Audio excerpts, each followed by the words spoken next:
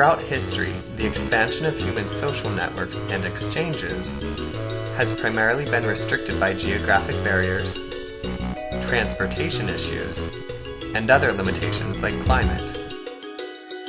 These same confines, however, fostered the diverse development of localized languages, beliefs, customs, and ways of thinking across the globe that are still visible today. In the last century, advances in telecommunications, trade, and travel have progressively narrowed the geographic and communication divide that once limited previous civilizations, resulting in greater contact between people of varying backgrounds. As these lines of contact continue to merge and make the world more local, the question then arises, how might the emergent global culture fundamentally change who we are as human beings? To explore this question, we must first examine and define a couple key concepts: culture and globalization. First, what is culture? The National Standards for Foreign Language Education define culture as the unique products, practices, and perspectives that characterize a particular group of people. Products refer to the music, the tools, and the art of a given group. Practices include the customs, traditions, and daily activities. And perspectives include the values, religions, ways of thinking, and so forth. As for globalization, the Merriam-Webster Dictionary defines globalization as, quote, the development of an increasingly integrated global economy, marked especially by free trade, free flow of capital, and the tapping of cheaper foreign labor markets, end quote. Besides simply economic factors, globalization influences society in numerous other ways, the consequences of which are being debated to this day. According to Veseth, a noted researcher on globalization, quote, anyone who says that globalization is all bad or all good is all wrong, end quote. Irvin and Smith reiterate this notion when they state that globalization affects people in, quote, diverse ways, some beneficial, some not, end quote. Friedman and Sturson, also authors on the topic, assert that, quote, because globalization has brought down the walls that limited the movement and reach of people, and because it has simultaneously wired the world into networks, it gives more power to individuals than ever before to directly influence markets and nation states. With these definitions for culture and globalization in mind, the notion of how the emergent global culture is fundamentally changing who we are as human beings can now be examined. In particular, I will explore how economics, technology, and travel are influencing the global culture and ultimately human beings. In terms of economics, McDonald's, Starbucks, Disney, and Nike are all companies recognized around the world, even in remote areas. Now more than ever, people have access to products from fast food giants like McDonald's, Wendy's, and KFC. This access, however, comes at a cost as worldwide obesity rates continue to reach record numbers. Marketing strategies that promote access to certain goods also influence people's purchasing decisions, leading them to buy things that they don't need, thereby increasing the role of individualism and materialism in societies once unaffected by such Western influences.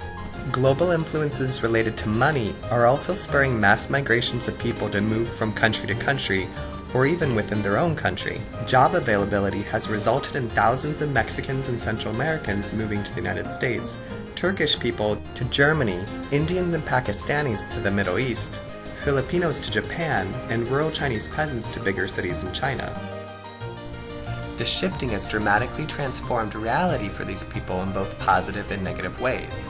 Migration can result in overcrowding, housing concerns, and inadequate access to healthcare. Yet the greater educational opportunities in the cities and remittances sent home by migrants affords them and their families better standards of living. Possibly most influential of all, the buying, selling, and production of illegal narcotics are dominating the world stage and affecting the lives of even remote groups of people. According to Lloyd and Sturson, quote, the global drug industry now accounts for 2% of the world economy and is rising, end quote. The impact of drugs is felt in remote farms in distant countries like Afghanistan and in Colombia, to gang-related activities in Anchorage, Alaska, to suburban areas in developed countries, and doesn't appear to be on the decline anytime soon. With relation to technology, Murphy and Potts state that, quote, technology in the contemporary world involves cultural values, ideologies, ethical concerns. It is also shaped by political and economic determinants, end quote. Irvin and Smith reiterate this notion when they state that, quote, technology has enabled the process of globalization to change our world economically, environmentally, and in the destructive art of war-making. These dimensions do not stand alone but are interrelated, end quote. Is technology the agent of social change that technological determinists assert it to be? Will technology result in a digital divide that is feared by so many? McLuhan asserts that technologies of information and media have exerted a profound effect on culture which is largely beyond social control. But is this really the case? Moving on to travel, the movement of people across the globe for short-term vacations to long-term relocations has resulted in a dramatic increase in cultural exchanges. The impact of traveling on cultural processes is still in debate.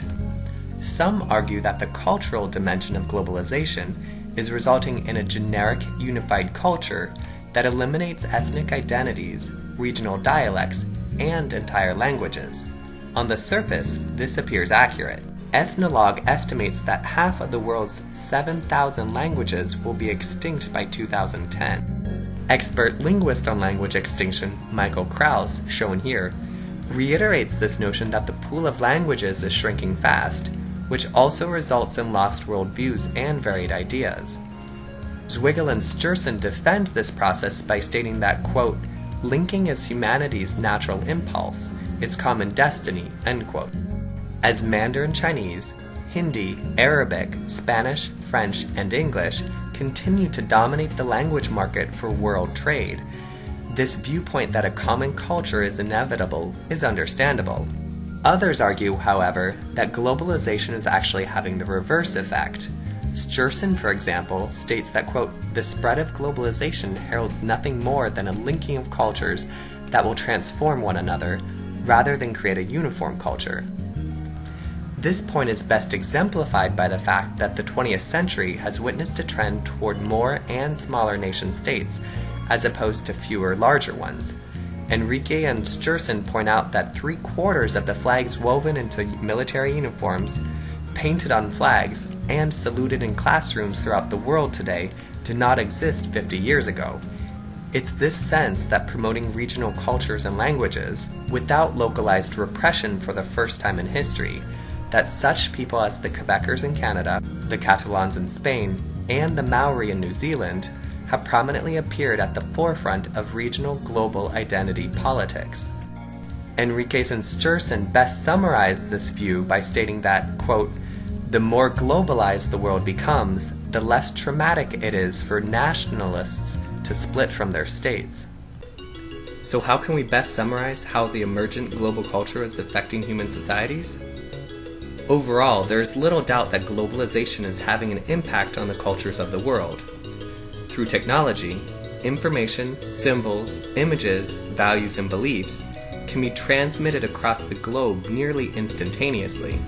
Irvin and Smith further remind us that through satellite communications, computers, and the internet, information processes have a global reach. Globalization makes what was once foreign local, which fundamentally changes our daily lives on many levels. Like evaluating a scale of balances, the effects of these global processes, ranging from the availability of new medicines to the illicit drug trading market, merit careful scrutiny. One thing is for sure though. As globalization awakens our desire to develop vast networks of cultural and interpersonal exchanges, the technological, political, and economic factors brought about by these global processes is transforming relationships faster than ever before and are paving new pathways for us to re-examine humanity.